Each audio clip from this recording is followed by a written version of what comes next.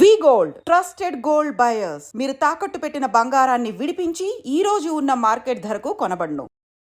Welcome to I dream. Charge sheet కూడా తెలుగులోనే రావాలంటూ కొత్త అంశం తెర మీదకి వచ్చింది. సాధారణంగా పోలీస్ స్టేషన్కి వచ్చిన బాధితుడు ఫిర్యాదు తెలుగులో ఇస్తాడు, దర్యాప్తు కూడా తెలుగులోనే జరుగుతుంది. చార్జ్ షీట్ మాత్రం ఇంగ్లీష్లో ఎందుకు తెలుగులోనే రాయాలంటూ ఒక అంశం తెర మీదకి వచ్చింది. ఆ విధంగా రాస్తే బాధితుడికి కానీ నేరస్తుడిగా భావించే వ్యక్తికి కానీ ఒక అవగాహన వస్తుందంటూ ఒక కొత్త అంశం తెర మీదకి వచ్చింది. సాధారణంగా ఉత్తరాంధ్రలో తీసుకుంటే, అంటే ఉత్తరాంధ్ర భారతదేశంలో తీసుకుంటే ఖచ్చితంగా చార్జ్ షీట్లు అన్ని కూడా హిందీలో ఉంటాయి. మన దగ్గర మాత్రం ఎందుకు ప్రాంతీయ భాషకి నిర్లక్ష్యం చేస్తున్నారంటూ ఒక అంశం మీద డాక్టర్ మాంగారి రాజేందర్ గారు ఒక ఆర్టికల్ రాశారు. దానిపైన వివరణ తీసుకొని దాని మీద ఎక్కువగా మాట్లాడదాం. సార్ నమస్తే అండి. నమస్తే సార్. తెలుగుకు ప్రాధాన్యత ఇచ్చే వ్యక్తుల్లో మొట్టమొదటిగా కనిపించే డాక్టర్ మాంగారి రాజేందర్ గారు ఆయన తొలి తీర్పు కూడా తెలుగులో ఇచ్చారు. ఇప్పుడు కొత్త అంశం తెర మీద తీసుకొచ్చారు. సాధారణంగా పోలీస్ స్టేషన్కి వచ్చిన బాధితుడు తన ఫిర్యాదు ఏం జరిగింది అన్యాయం తెలుగులో రాస్తారు. దర్యాప్తు కూడా ఎస్హెచ్ఓ గాని ఐఓ గాని తెలుగులోనే చేస్తారు. అంటే బాధితులతో మాట్లాడడం కానీ, సాక్షులు విచారించడం కానీ, మిగతా సంబంధించిన విషయాలన్నీ కూడా. కానీ చార్జ్ షీట్ వచ్చేసరికి ఇంగ్లీష్ లో ఎందుకు వస్తుంది అనే దీని మీద సార్ ఒక పోరాటం చేస్తున్నారు. సార్ మీ పోరాటం వెనక కారణం ఏంటి? దీనివల్ల సామాన్యుడికి ఎలాంటి న్యాయం జరుగుతుందండి? అంటే జనరల్ గా ఏంటంటే ఇప్పుడు శాసనం చెబుతున్నది కూడా తెలుగులో ఉండాలని చెబుతుంది. అట్లాగే ప్రతి దగ్గర కూడాను మీరు 277 అంటే పాత సిఆర్పిసిలో చూసినట్లయితే 277 వస్తుంది. అది 277 కి ఈక్వలెంట్ గా బిఎన్ఎస్ఎస్ లో 312 వచ్చింది. 312 ఈ రెండు సెక్షన్స్ ఏం చెప్తాయంటే, దీని మీద సుప్రీంకోర్టు కూడా ఒక తీర్పు చెప్పింది. బాధితులు ఏ భాషలోనైతే చెబుతారో కోర్టులో సాక్ష్యం గురించి కోర్టులో ఏ భాషలోనైతే సాక్ష్యం చెబుతారో ఆ భాషలోనే నమోదు చేస్తే బాగుంటుంది, అలా చేయండి అని చెప్పేసి సుప్రీంకోర్టు ఒక 2 సంవత్సరాల క్రితం ఒక తీర్పును ప్రకటించింది. అది ప్రముఖమైన తీర్పు. ఆ తీర్పు సమయానికి నాకు గుర్తుకు రావడం లేదు. కానీ ఆ తీర్పులో ఇప్పుడు ఏం చెప్పారంటే, కోర్టులో వేరే భాషలో ఎందుకు నమోదు చేస్తున్నారు, మీరు తెలుగులోనే నమోదు చేయొచ్చు కదా అన్నారు. కానీ చాలా మంది న్యాయమూర్తులు తెలుగులో నమోదు చేయడం లేదు. చాలా మంది ఏంటి అసలు 99% చేయడం లేదు. నేను జ్యుడిషియల్ అకాడమీలో ఉన్నప్పుడు చాలా సార్లు చెప్పాను, మీరు తెలుగులో నమోదు చేస్తే బాగుంటుంది.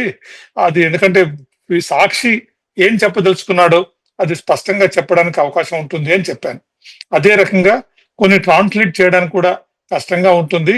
ఉదాహరణకి ఎద్దు తన కొమ్ములతో పొడిచింది అని సాక్ష్యం చెప్పారనుకోండి, మీరు దాన్ని ట్రాన్స్లేట్ చేయడానికి, అనువాదం చేయడానికి చాలా కష్టపడాల్సి వస్తుంది. అలా కష్టపడడం ఎందుకు, అదే భాషలో నమోదు చేస్తే అయిపోతుంది కదా అంటే, ఆ ఒక్క పోర్షన్ మేము ఇంగ్లీష్ లోనే తెలుగు పదాన్ని ఇంగ్లీష్ లో రాస్తున్నాం సార్ అని చెప్తున్నారు వాళ్ళు. నేనేమంటానంటే సెక్షన్ 277 కానీ సెక్షన్ 312 ఆఫ్ బిఎన్ఎస్ఎస్ కానీ ఏం చెబుతుంది అని అంటే, బాధితుల భాషలోనే, సాక్షుల భాషలోనే సాక్ష్యాలను నమోదు చేయాలి. అట్లాగే పోలీసులు ఎగ్జామిన్ చేసేటప్పుడు కూడా 161 కొత్త చట్టంలో ఉన్నటువంటి బిఎన్ఎస్ఎస్ లో ఉన్నటువంటి సెక్షన్ కూడా అక్కడ కూడా ఏం చెప్తారంటే, బాధితుల భాషలోనే, సాక్షుల భాషలోనే వాళ్ళ సాక్ష్యాలను నమోదు చేయాలని చెప్తుంది. ఆ రకంగా వాళ్ళు నమోదు చేయడం లేదు. ఎందుకు చేయడం లేదు? ఇప్పుడు కోర్టు సంగతి చూద్దాం. పోలీస్ స్టేషన్ లో మొట్టమొదటి పోలీస్ స్టేషన్ రాగానే అతను ఏమిస్తాడు? ఎఫ్ఐఆర్ కాపీ ఇస్తాడు, ప్రథమ సమాచారం ఇస్తాడు. ఆ ప్రథమ సమాచారం దాదాపుగా 95% తెలుగులో ఉంటుంది. ఆ తెలుగులో ఉన్నదాన్ని వీళ్ళు తెలుగులో రాస్తారు, మళ్ళీ దాన్ని ఇంగ్లీష్ లోకి తర్జుమా చేస్తారు. తర్వాత సాక్షులను విచారిస్తారు. ఆ సాక్షులను విచారించేటప్పుడు కూడా సాక్షులను అడగడం వీళ్ళు తెలుగులోనే అడుగుతారు, వాళ్ళు తెలుగులోనే జవాబు చెప్తారు.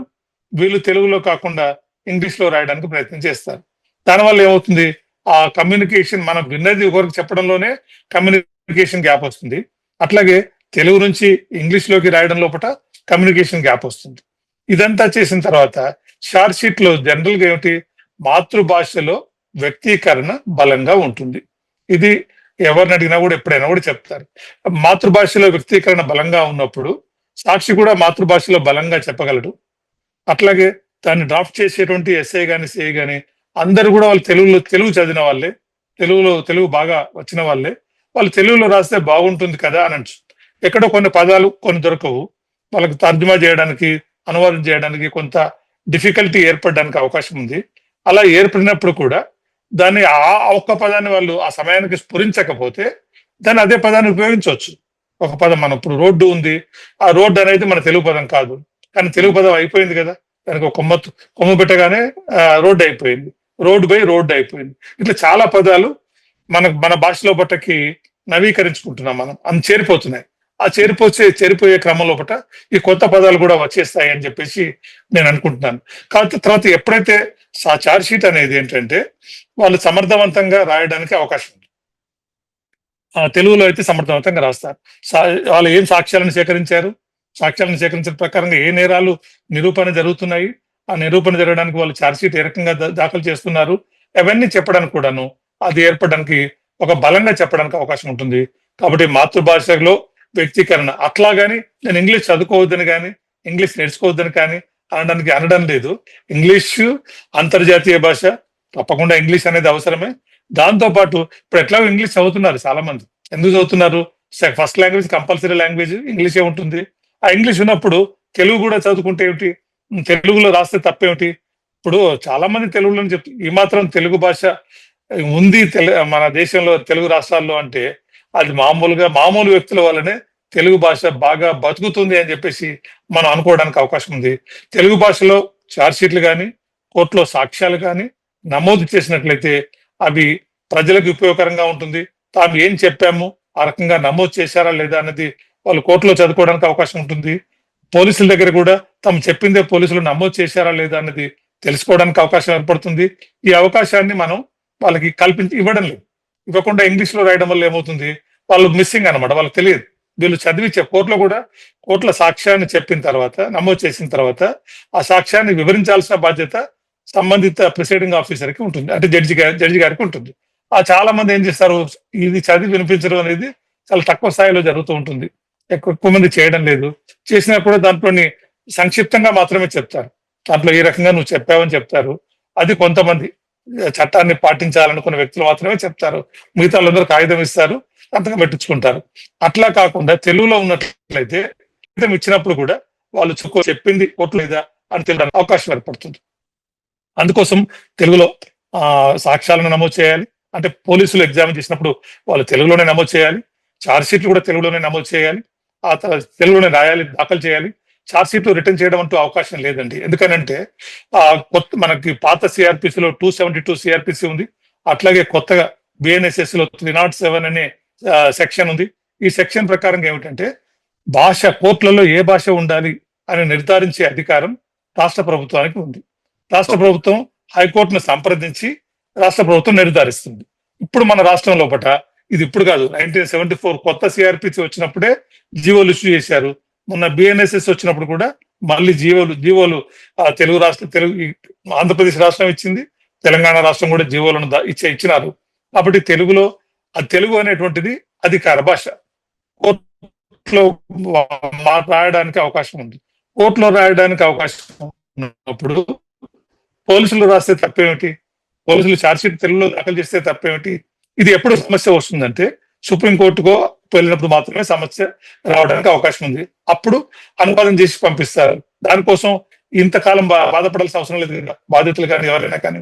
సార్, సాధారణంగా మీరు చెప్తున్న ప్రకారం ఛార్జ్ షీట్ తెలుగులో రాయాలంటారు. కానీ ఒక పోలీస్ స్టేషన్ కి ఒక బాధితుడు వచ్చినప్పుడు ఆయన కంప్లైంట్ 99% తెలుగులో రాస్తాడు. ఆయన బాధ ఎలా జరిగింది. అవును. కానీ మీరు చెప్తుంటారు, ఐవో చెప్తారు మీకు తెలుగులో రాయండి లేదా మీ నచ్చిన భాషలో రాయండి అంటారు. కానీ వచ్చిన వాళ్ళందరూ తెలుగులో రాస్తారు. దాని ఎఫ్ఐఆర్కి వచ్చేసరికి కంప్లైంట్ కాపీ అంతా ఇంగ్లీష్ లోకి వస్తుంది. అక్కడ కొంత కంటెంట్ పోతుంది. అవును. ఇన్వెస్టిగేషన్ స్టార్ట్ చేసిన తర్వాత ఐవో కూడా విట్నెస్లు కానీ అక్యూజ్డ్ పార్టీకి కానీ తెలుగులోనే మాట్లాడతాడు ఆయన. అవును. తెలుగులో మాట్లాడిన తర్వాత మీరు అన్నట్లు ఛార్జ్ షీట్ వచ్చేసరికి ఈ కంటెంట్ సగం ఇంగ్లీష్ లోకి వస్తుంది. అవును. తెలుగులో దర్యాప్తు అవుతుంది, ఇంగ్లీష్ లోకి వస్తుంది. ఎందుకు ఇంగ్లీష్ లో వస్తుంది అంటే అక్కడ ఉన్న సుపీరియర్ ఆఫీసర్ కి, అంటే ఎవరైతే ఎస్పీ కానీ ఎవరు ఉన్నారో వాళ్ళకి తెలుగు రాదు కాబట్టి వీళ్ళు ఇంగ్లీష్ లో పెడుతుంటారు. అక్కడ నుండి ఛార్జ్ షీట్ వేసిన తర్వాత పబ్లిక్ ప్రాసిక్యూటర్ దగ్గరకు వస్తుంది. ఆయనకి తెలుగు వచ్చిన పీపీ గారు కూడా ఇంగ్లీష్ లో చదువుతారు. దాంట్లో కొంత కంటెంట్ వెళ్తుంది. జడ్జి గారి దగ్గరకు వచ్చేసరికి అది సగం పోతుంది. ఇక్కడ ఈ ప్రక్రియ, ఈ ప్రొసీజర్ మొత్తంలో తీసుకుంటే సాధారణంగా అంటే టు ద అడ్రస్ కానీ లేదంటే టు అడ్రస్ కానీ కంప్లీట్ గా కాపీ పేస్ట్ అవ్వడం, కంటెంట్ అంతా ఒకటే అవ్వడం, కాపీ ఎక్యూజ్డ్ పార్టీ పేర్లు మార్చడం వరకే జరుగుతున్నాయి. రైటర్లు అంతా ఇదే చేస్తున్నారు. దీనివల్ల జరిగే నష్టమే ఎక్కువ తప్ప లాభం అనేది తక్కువ ఉంటుంది. ఒకటి. రెండోది, మీరు చెప్తున్నట్టుగా ఛార్జ్ షీట్ కాపీలో ఏముంది, తను చేసిన నేరం ఎంతవరకు కరెక్ట్ లేదా తప్ప ఒప్ప అనేది నిందితుడు కూడా తెలుసుకునే బాధ్యత ఉంది. ఆయన హక్కు కూడా. ఇవేమి జరగట్లేదు. ప్రధాన కారణం ఏంటంటే అక్కడున్న ఆఫీసర్‌కి తెలుగు రాకపోవడం వల్లే ఇదంతా ఇంగ్లీష్‌లో జరుగుతుందన్నది ప్రధానంగా వినిపిస్తున్న వాదన. దీన్ని మీరేమంటారు? అంటే నేను అట్లా అనుకోవడం లేదండి. ఎందుకంటే అన్ని చార్జ్ షీట్లని పరిశీలిస్తున్నారా అనేది ఒక సమస్య. డిఎస్పీ లెవెల్ వరకు మాత్రమే పరిశీలిస్తారు సాధారణంగా. ఆ డిఎస్పీ లెవెల్ వరకు అందరూ కూడా తెలుగు వచ్చిన వాళ్ళే ఉంటారు. ఒక ఎస్పీ లెవెల్ ఆఫీసర్స్ మాత్రమే మన వేరే రాష్ట్రం నుంచి వచ్చినటువంటి వ్యక్తులు ఉంటారు. వాళ్ళు కూడా తప్పకుండా ఇక్కడ తెలుగు భాషని నేర్చుకోవాలి. తెలుగు భాషకి రాష్ట్ర పబ్లిక్ సర్వీస్ కమిషన్ వాళ్ళకి పరీక్ష నిర్వహిస్తుంది. ఆ పరీక్షలో కూడా వాళ్ళు పాస్ కావాలి. నేను సర్వీస్ కమిషన్ సభ్యునిగా ఉన్నప్పుడు కూడా చాలా ఇంటర్వ్యూస్ కండక్ట్ చేశాము. అక్కడ మొహమాటానికి పోకుండా పోనీలే అనుకోకుండా వాళ్ళకి 2 సార్లు 3 సార్లు ఫెయిల్ అయిన వ్యక్తులు కూడా, తెలుగు భాషలో సరిగ్గా రాయని వ్యక్తులు కూడా ఫెయిల్ అయినారు. కాకపోతే ఆ ఈ దీన్ని సరిగ్గా చేయాలన్నమాట. ఎవరు సర్వీస్ కమిషన్ అనేది వాళ్ళకి మొహమాటానికి పోయి వాళ్ళు సరిగ్గా రాయకపోయినా వాళ్ళని పాస్ చేసే క్రమంలో చేయడానికి వీల్లేదు. అంటే వాళ్ళు సాధారణంగా తెలుగు సార్, సాధారణంగా యూపీఎస్‌లో సెలెక్ట్ అయిన తర్వాత హోమ్ కేటర్‌కి వెళ్ళినప్పుడు ఆ లోకల్ లాంగ్వేజ్ నేర్చుకోవాలని నిబంధన ఉందండి. నిబంధన ఉంది. వాళ్ళ నిబంధన నిబంధన పాస్ ఉంది. కాకపోతే నిబంధన కాకపోతే సాలరీ కట్టింగ్ కూడా అయ్యే అవకాశాలు కూడా ఉన్నాయి. అవును. అవును. కానీ ఈ అవి 2 ఉన్నాయి. పక్కనకి వెళ్తుంటాయి. అయితే ఏమవుతాయంటే అక్కడ చివరికి 2 సార్లు వాళ్ళకి ఇంక్రిమెంట్ రాలేదనుకోండి. సార్ 2 సార్లు ఇంక్రిమెంట్ రాలేదు అని చెప్పేసి వాళ్ళు ఇంటర్వ్యూ బోర్డులో చెప్పడము. అక్కడ మెంబర్స్ అందరూ కూడాను మనలాంటి వాళ్ళు ఉండరు కదా! ఇప్పుడు అందరూ హ్మ్. ప్రభుత్వం వాళ్ళకి ఇష్టమైన వాళ్ళని సెలెక్ట్ చేసే పరిస్థితి ఉంది కదా! వాళ్ళేమనుకుంటారు వాళ్ళు ఏదో కొంతమంది మామూలు వ్యక్తులను కూడా సెలెక్ట్ అంటే నేను వాళ్ళని విమర్శించడం లేదు. కానీ అట్లా వాళ్ళు కొంచెం లిబరల్‌గా, ఉదారంగా వ్యవహరించే పరిస్థితి ఏర్పడుతుంది. అలా ఓకే. కాకుండా ఇప్పుడు హ్మ్. మేము సెలెక్ట్ అయినప్పుడు అందరం కూడా మంచి ఆఫీసర్స్‌ని సెలెక్ట్ చేశారు. అప్పుడు మేము ఇట్లా మొహమాటానికి పోలేదు. చాలా నిక్కచ్చిగానే ఉన్నాము. ఆ నిక్కచ్చిగా ఉండటం వల్ల చాలా మంది ఫెయిల్ అయినారు. అప్పుడేమవుతారు వాళ్ళు తప్పకుండా నేర్చుకునే పరిస్థితిలోకి నెట్టబడతారు. కాబట్టి ఆ నేర్చుకున్నప్పుడు వాళ్ళు ఈ పరిస్థితిని అధిగమించడానికి అవకాశం ఉంటుంది. ఓకే. నా లెక్క ప్రకారము తెలుగులో దాఖలు చేయడం 2 ప్రధాన అంశాలను విన్నానండి నేను పోలీస్ అధికారుల నుంచి. ఒకటి కోర్టులు తెలుగులో ఉంటే తిరస్కరిస్తున్నాయి అని ఒక మాట విన్నాను. అవును.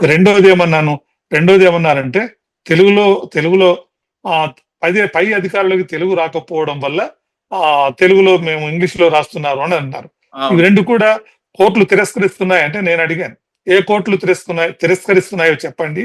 నేను దాన్ని చూస్తాను. సంబంధిత అధికారులకి లేదా రిజిస్ట్రార్స్‌కి లేదా హైకోర్టు న్యాయమూర్తుల దృష్టికి తీసుకొని వెళ్తాను అని ఇవాళ ఉదయమే ఒక ఐజీ లెవెల్ ఆఫీసర్‌తో నేను చెప్పాను. అలాంటి పరిస్థితి ఉన్నట్లయితే చెప్పండి సార్ అన్నాను. మిగతా అందరి దృష్టికి తీసుకురావచ్చు ఇది. అలాంటి పరిస్థితిని అధిగమించడానికి. కోర్టుల్లో నిరాకరించేటువంటి పరిస్థితి మాత్రం ఉండదండి. ఎందుకు ఉండదు అని చెప్తున్నానంటే కోర్టులు అనేటువంటివి ఓపెన్‌గా ఉంటాయి. అందరికి